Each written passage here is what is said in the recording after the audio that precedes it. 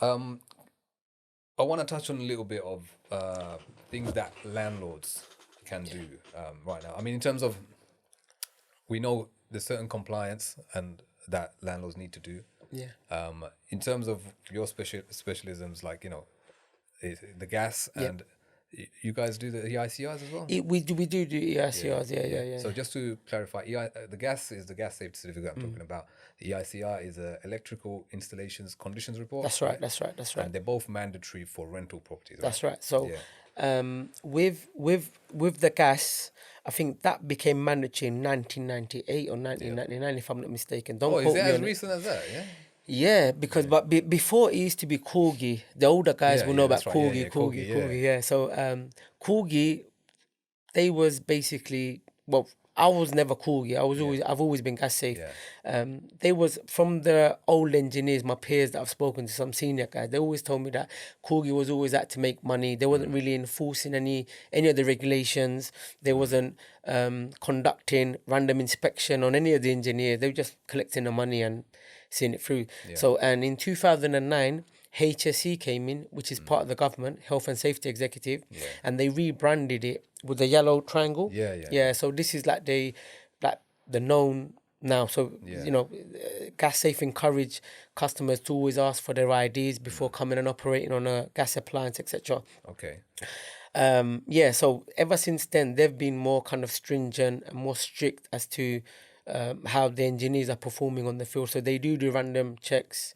They come and check that you have all your means. So like, your gas safe certificate sheets, notification labels, all this kind of stuff. They might take you to your installation and say, look, show us what you've done, and we need to assess it. So this is the good thing that they've done. Because even when I got into the trade, there was a lot of guys coming in with no prior experience, and they're going out and carrying out jobs. They may well be gas safe registered and qualified, but there've been some horror stories where they've made some carbon mistakes, etc. And this is the thing that the actual governing body, they need to come and inspect and assess so everybody's safe. On top of being qualified, like they need to. You're saying that they need to kind of have a stronger look. And this is what they've been doing recently, more so than when I first qualified. So a lot of the new guys that have come into the trade, as soon as they register with Gas Safe, they get an inspection straight away. I see. Okay. Just to make sure they're going on the right. Of course. Okay. The gas needs to be an annual thing, right? Gas is annual, so gas is similar to your MOT of your car or your van or what have you. So because you're burning solid fuel, gas, natural domestic gas, in most dwellings, you have to have your gas appliances checked every year. So if you see it around for your MOT, you see they stick a probe in your exhaust and get your emissions reading. So this is what we do as well on gas boilers, and just to check for gas leaks. You don't have irregular readings from your boiler. Sometimes the boilers, because they've been maintained and looked after over a long period of time, you get irregular readings, and you get carbon monoxide parts per million over 300, and that makes it immediately dangerous. That's another thing that I wanted to touch on, was carbon monoxide. So carbon monoxide is what we call a silent killer. So you can't smell it, you can't hear it, and you can't see it, as opposed to gas. You can smell it. So it's essential that you do have your gas appliances, namely your boiler, inspected every year.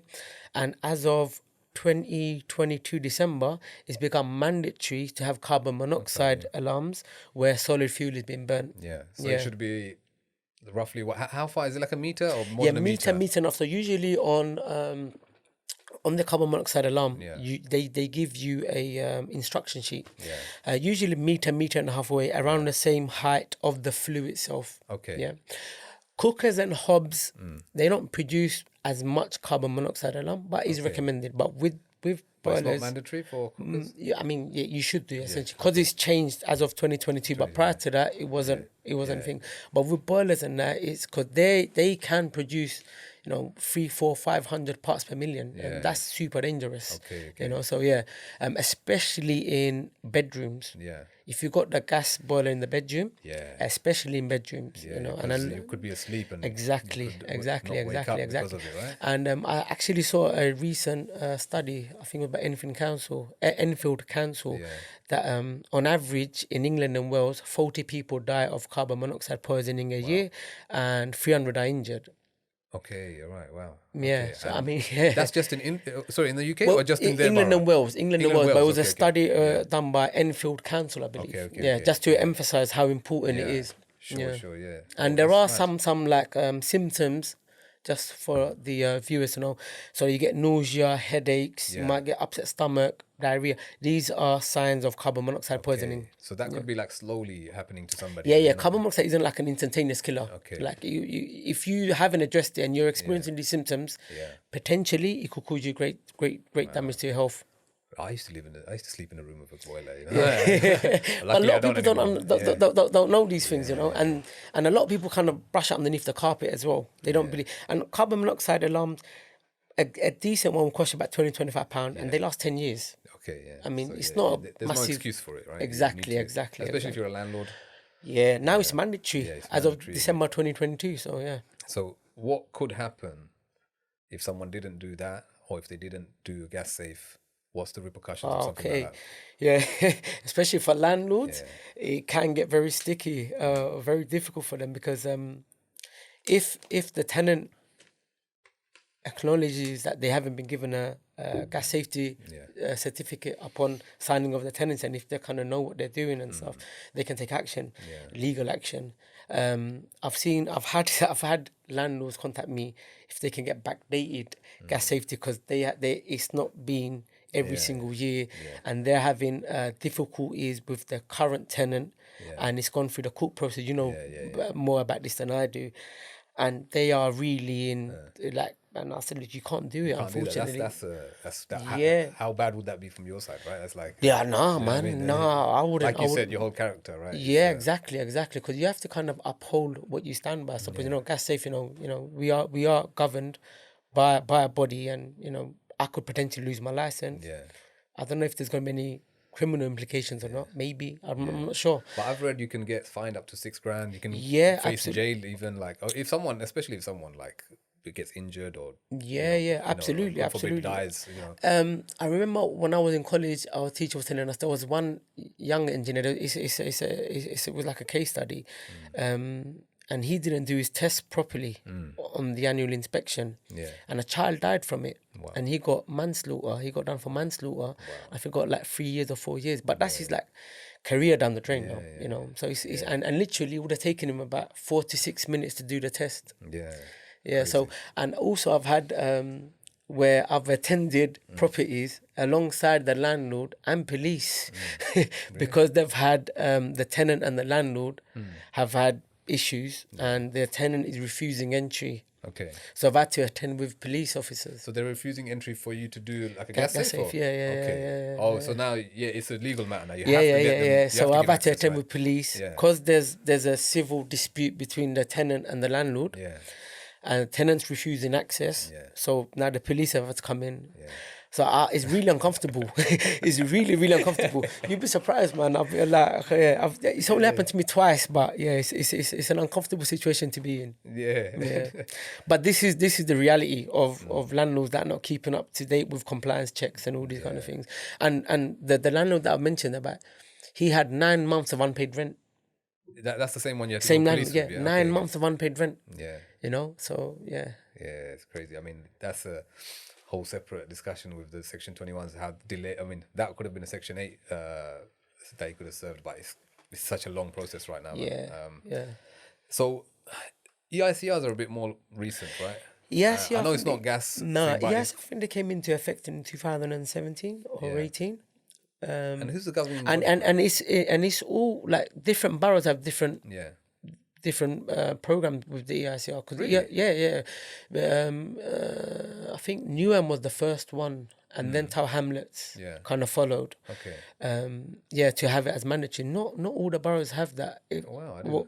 don't quote me on it, but I've worked in other boroughs and they haven't needed it, but maybe it's changed in certain boroughs. Okay. EICR, they vary between 3, 5 and 10 years. Yeah, depending on how old the installation, the wiring is. Even 1 year, I've seen some people saying, 1 year? Yeah, when it's a really old property, maybe. This needs to be checked annually.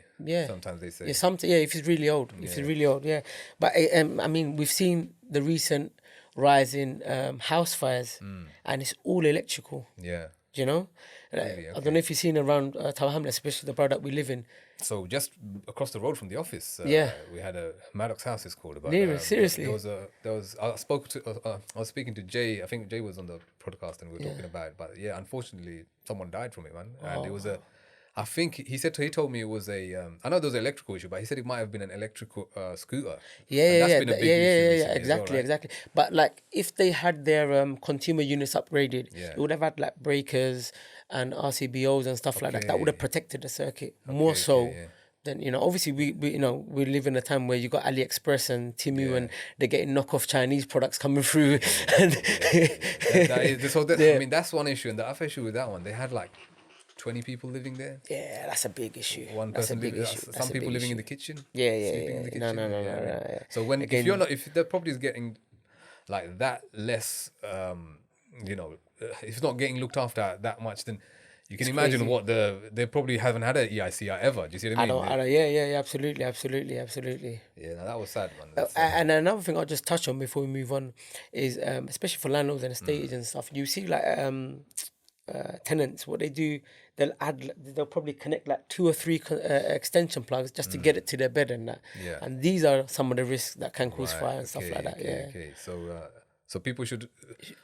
Okay, so if they have one, that's safe, sufficient. You can't have multiple and then on meaning each like one. you have one extension and then you have another extension going from that one. That you should stay away from. You should stay away from that. And I've seen them with like 2 or 3 plugs on one extension, and they've added another extension running it closer to the bed. Now you're overloading that ring. Yeah. And that could have massive repercussions. Okay. So people, I feel like obviously the newer properties now, they have a lot more. They upgraded their electrical. Yeah. They have it's more a lot more sockets. safer. Yeah. Some of the older, I don't know if you come across some of these old properties. Of course, there's only one socket. Of course, in the whole bedroom. Yeah, of course. I understand the struggle. Yeah. But Well, okay, so best to be safe. People should stay away. Should not do that. Yeah. In fact, if there is a property like that, they're probably in need of the electrics to be upgraded. Probably right? add another socket or 2 just to make life easy for everyone and be safe. Yeah. What kind of other things do landlords need to be wary of, do you think, in this current day with regards to like gas? Yeah, so your gas appliance, having them checked regularly is highly advisable. Carbon monoxide alarms, smoke alarms, heat alarms. Heat alarms for kitchens, and so where there's the actual live fire. Yeah. Heat alarms and smoke alarms on every floor. Of the property. So these are all. So apart from the heat alarm, is that they're all mandatory? Yeah. So smoke alarms, I think they came into effect in 2015. Yeah, especially after Grenfell. What happened in Grenfell? I kind of told everybody, look, make sure you have smoke alarms in, man. It's a life and death situation. You don't know what could happen. Smoke alarms, carbon monoxide, and heat alarms. Heat alarms are part of it as well. It is mandatory, yeah. Because I know it's mandatory. Don't quote me on it. When you're doing HMOs are. HMOs are. I'm not sure on like standard properties or not. I'll have to check. So as a baseline, people should have their smoke alarm, the carbon monoxide alarms. And the smoke alarms have to be on every floor, you said, right? That's right. So if you've got 2 floors, they should be in the communal space on each floor. So like the hallways. Yeah. And that's a non-negotiable. You need to have this stuff in place. Yeah. Do you guys kit out like any HMOs for that? I've never wired out myself. I've had a couple of my mates do some. Yeah. So you have interlinking smoke alarms in each bedrooms. Yeah. And some of them require fire panels, and you got the break glass for it, all of this kind of stuff, and then emergency lighting as well. So when you got like, I don't know what is HMO, like 6 people above or 5 people above? So different types. There's a HMO license that's 3 and 4 people. Okay. It's just additional HMO. But the one where you need all the different kind of interlinked fire alarm is 5 and 6. Yeah. And anything above 6 now is almost like it doesn't exist almost. Like, because they don't give it. Basically, you can apply for the license. They might give you the license, but they say you have to get planning permission for it. Okay. And then when you apply for the planning permission, they reject you because something called Article 40. It doesn't even. So it doesn't. You never get the license. You get the license, but you don't get the permission. Yeah, absolutely. It's a weird circle, actually. Okay. So apart from those services, any other services that you and your team provide? No, I kind of like stick to my kind of trade. Plumbing and heating. Yeah. Electrics on the side, yes, I do some certification and bits of maintenance work with electrics, but mainly plumbing and heating. That's my forte.